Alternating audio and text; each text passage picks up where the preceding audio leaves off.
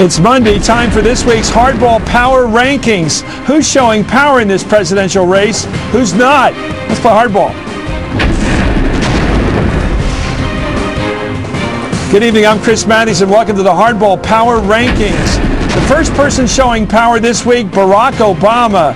Breaking news tonight, he's leading a new poll of Iowa voters with 30%. And look at that back and forth over the Bob Novak column this weekend. Obama grabbed it and threw it right into Hillary Clinton's face. He's showing he's not afraid to fight. Also showing power this week, the Republican nominee, whoever it is, because the fights that are following frontrunner Hillary Clinton on the Democratic side aren't going away. I say that because this week I saw that her Democratic rivals are going to hit her with all they've got. That includes the character issue. Watch John Edwards going at her in Las Vegas and her response. She says she will turn up the heat on George Bush and the Republicans. But when the crucial vote came on stopping Bush, Cheney, and the neocons on Iran, she voted with Bush and Cheney. And the most important issue is she says she will bring change to Washington while she continues to defend a system that does not work, that is broken, that is rigged, and is corrupted against the interest of most Americans, and corrupted. I don't mind taking hits on my record, on issues, but when somebody starts throwing mud, at least we can hope that it's both accurate and not right out of the Republican playbook. Well, what happens in Vegas doesn't stay in Vegas. When John Edwards or Barack Obama call her tactics dishonest, corrupt, or the old way of Washington, don't be surprised if television ads next year remind voters of just that, no matter who the Republican nominee is.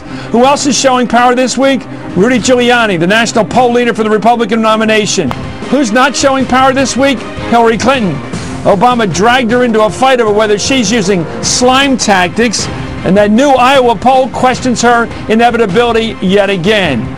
Let's talk about Barack Obama and the big pop he got out in Iowa, first with Chris Cillizza.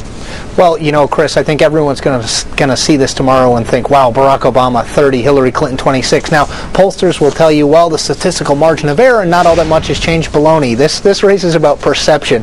And if people perceive Barack Obama as surging in our poll, this is the first Iowa poll I've seen of late, certainly in months, that shows Barack Obama ahead. That is very important. Remember, the biggest argument in Hillary Clinton's favor is that she is inevitable, that she's going to win this nomination no matter what. Well, when polling starts to come out that shows Barack Obama ahead of her, that argument really goes to pieces. Roger Simon, your thoughts? It's a good poll for Barack Obama. In the last poll, when Hillary was ahead, Barack Obama's people told the press, look, this is her ceiling. She's not going any higher than this. We're at our floor. We are going higher. And now, 4 months later, they've done that. The problem is that Governor Spitzer wanted to give them real ID cards to get on airplanes, to go to government buildings, to pretend they were in this country legally. Spitzer wanted to go all the way with this fraudulence, and it was Chertoff at Homeland Security that stopped him. It looks to me like Hillary's totally with Spitzer here. She was at her most incomprehensible over this issue. And not only can you not understand exactly what she's saying, but in one fell swoop, she not only grasped this third rail issue, driver's licenses for illegal aliens, which to a large extent cost Gray Davis in California his job. Exactly. He was recalled over this, and Arnold Schwarzenegger was elected because he promised to repeal the law granting driver's license to illegal aliens. She not only does that and grasps this, but then she raises the whole issue of integrity, whether you can trust what she says, whether she reverses herself within a 2-minute period.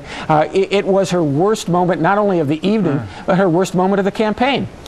Let's take a look, Ann Kornbluth. By the way, before we get any further, just think about all the illegal driver's licenses, how many driver's licenses the guys who killed us on 9/11 were carrying at the time. Tons of them. Here's Edwards and Obama attacking Hillary for her non-answer on driver's licenses for illegal immigrants. Let's take a listen. Unless I missed something, Senator Clinton said two different things in the course of about 2 minutes, just a few minutes ago. And I think this is a real issue for the country. I mean, America is looking for a president who will say the same thing, who will be consistent, who will be straight with them. Because what we've had for 7 years is double talk, from Bush and from Cheney, and I think America deserves us to be struck. Senator Obama, why are you nodding your head? Well, I was confused on Senator Clinton's answer. I can't tell whether she was for it or against it, and I do think that is important. You know, one of the things that we have to do in this country is to be honest about the challenges that we face. You know, the job which we should have done, which should have been our primary focus, to find, you know, bin Laden. Mr. bin Laden used to live in Sudan. He was expelled from Saudi Arabia in 91 and he went to Sudan, and we did it. They released him. At the time, 96, he had committed no crime against America, so I did not bring him here because we had no basis on which to hold him. Though we knew he wanted to commit crimes against America. So I did not bring him here, though we knew he wanted to commit crimes against America. Secretary of State Madeleine Albright said, well, if we bomb Afghanistan now, it's not a good time to bomb Muslims. It'll essentially blow up the Middle East peace process and doom any chances President Clinton has of winning the Nobel Prize for Peace. I was delighted when Jimmy Carter won the Nobel Peace Prize because I thought he earned it, and I thought it was great because he got it as much for what he did after office as when he was in office. Bill Clinton is still campaigning for the Nobel Peace Prize. I remember exactly what happened. Bruce Lindsay said to me on the phone, "We'll guide a second plane has hit the tower." And I said, "Bin Laden did this." That's the first thing I said.